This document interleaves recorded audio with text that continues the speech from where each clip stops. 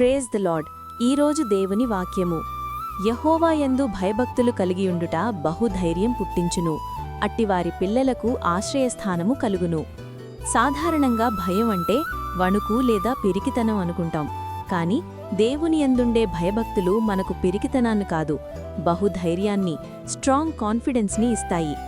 ఎవరైతే దేవునికి భయపడతారో వారు లోకంలో మనుషులకు గాని పరిస్థితులకు గాని భయపడరు. సర్వశక్తిమంతుడైన దేవుడు నా పక్షాన ఉన్నాడనే ధైర్యం వారిలో ఉంటుంది.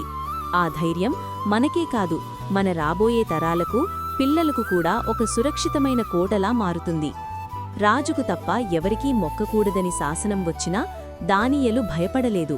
అతనికి రాజు కంటే దేవునియందు భయభక్తులు ఎక్కువ.